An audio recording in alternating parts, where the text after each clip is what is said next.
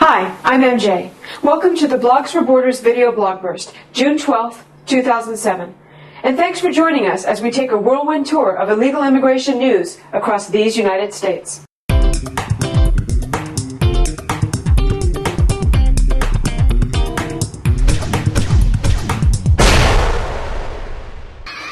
It's not amnesty! Family values! Out of the shadows! More cheap labor! So what happens to otherwise good conservatives to turn them into amnesty zombies? You know what we mean. Seemingly sensible politicians who, when presented with illegal aliens, suddenly begin bleating about bringing people out of the shadows and debating just how many rapes an illegal alien has to commit to be deported. Last year it was Mike Pence who succumbed to this malady, pursuing his ridiculous amnesty bill with its even sillier touchback proposition. For his troubles, this otherwise good conservative, with a career 100% conservative rating by the American Conservatives Union, has been dubbed Amnesty Mike. This year, John Kyle was infected. Kyle, with a 96.9 career conservative rating by the ACU, found himself lurching about the Capitol, pretending that the bill he put his name on, along with Ted Kennedy, wasn't a shameful betrayal of every conservative principle. We expect this sort of behavior from politicians like our own representative, Luis Gutierrez, co-author of the House bill, who said, "The nation-state concept is changing. You don't have to say, 'I'm Mexican' or 'I'm American.' You can be a good Mexican citizen and a good American citizen and not have that be a conflict of interest. Sovereignty is flexible." To Democrats, amnesty to illegal aliens are ready-made voters. But what drives conservatives, especially as amnesty to illegal aliens have never voted for the Republican Party in any large numbers? Are they listening to big business who demand cheap labor? Ethnic grievance groups who demand special favors for their people? Or are they trying to impress the editorial board of the Wall Street Journal? We may never know. What we do know is that with astonishing regularity, otherwise sound conservatives suddenly become Amnesty Zombie! Amnesty Zombie!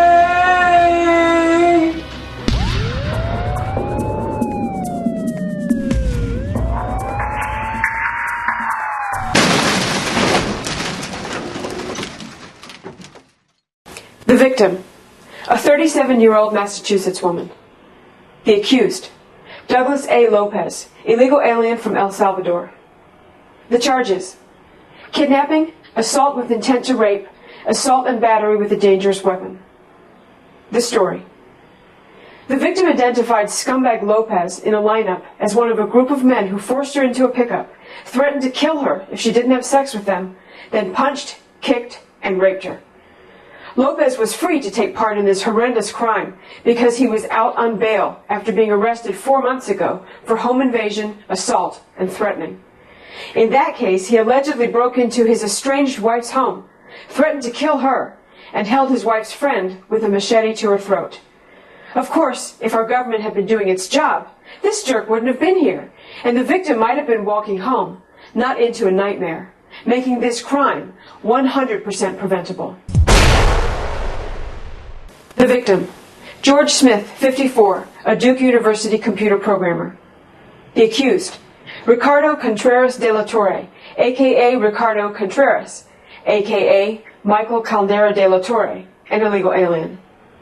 The charges: drunken driving, felony death by motor vehicle, and 2 counts of assault with a deadly weapon. The story: driving drunk, this dirtbag veered across an interstate median and slammed into 2 cars, killing George Smith and injuring the driver and passenger of the second vehicle. He gave police on the scene a false name, but contact with federal authorities revealed his true identity, and the fact that he was caught and deported twice for entering illegally in 2004. I guess third time was the charm for De La Torre, if not for George Smith. Because if our government had been doing its job, this jerk wouldn't have been here, and Smith would be, making this crime 100% preventable. The victim, an unidentified illegal alien. The accused, Silas Soto, 22, illegal alien. The charges: manslaughter by vehicle and automobile homicide while under the influence and impaired. The story. Dirtbag Soto, driving drunk and in excess of 100 miles per hour, caused a multi-vehicle accident, injuring 6 people and killing his own passenger, an as yet unidentified illegal alien. Soto gave police numerous different names and dates of birth, then admitted that he's been in the country illegally for more than 2 years. This story is a double tragedy. If our government had been doing its job, this jerk wouldn't have been here to cause the fatal crash, and his victim wouldn't have been here to die in it, making this crime, like all crimes committed by illegal aliens, 100% preventable.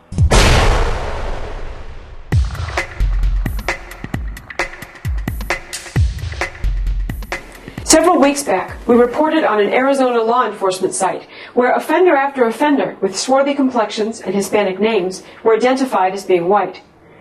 You see, that's how statistics are officially compiled these days.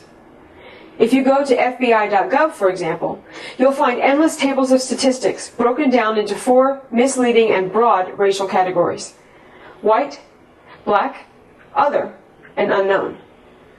The only table I found that broke out statistics on Hispanic ethnicity, and I looked at a lot of tables, was for victims of hate crimes. But here's where it gets interesting. If you check the FBI's wanted pages, you'll find detail by individual. On the top 10 page, for example, if a statistical table were compiled, you'd find 1 of unknown race, that's Osama bin Laden, by the way, and 9 who are white. But if you take time to click into each criminal's info, you discover that 5 of those 9 are white, Hispanic. Likewise, statistics for those featured on the Wanted for Murder page would indicate that 77% of the fugitives are white. Again, looking at the details provided by offender, you find that 19% are just plain white, while 56% are white, Hispanic. And then there's the issue of nationality, of interest to anyone who thinks that immigration, in all of its forms, warrants vigilant observation. 52% of those featured on the FBI's Wanted for Murder list are foreign nationals, and 82% of those are from one country. In other words, while 48% of these fugitives are Americans, 43% are from our neighbor to the south, Mexico. Of course, none of this would matter if the open borders crowd weren't singling out illegal aliens, Hispanics, and Mexicans to claim that they are statistically underrepresented when it comes to crime. When you find details like these, it seems that the only reason these groups appear to be committing less crime is that they aren't being counted. We think that the government either needs to count all the beans or none of them, because only a government with something to hide, like an agenda, would do anything in between.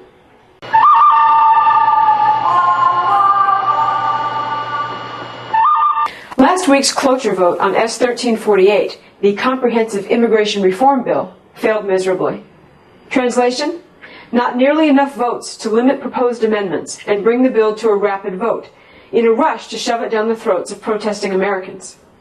On that note, reports flew all week from Senate offices being inundated with calls, faxes, emails, and even visits from constituents voicing their adamant objections to the bill. El Presidente will be doing lunch with GOP senators this Tuesday. One of his main goals? To placate or outmaneuver conservative Republicans who blocked the broad immigration measure this week. What could be uglier than Trent Lott praising Ted Kennedy for his leadership on immigration? It's not. Now, Senator Kennedy, I appreciate the legislative leadership you've been providing. I know it's not easy.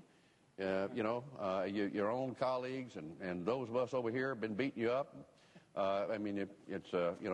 You're a nice poster child. Thank you very much for what you do. But I'll tell you one thing I've learned the hard way. When it comes to legislating, when you're dealing with Senator Kennedy, you better bring your lunch, because you're going to get educated, you're going to learn a lot, and you're going to get a result. Hopefully it's going to be a good one. Good luck, Senator from Massachusetts. How about Harry Reid, referring to illegal aliens as, well, watch for yourself, but allow us to recommend having a barf bag handy.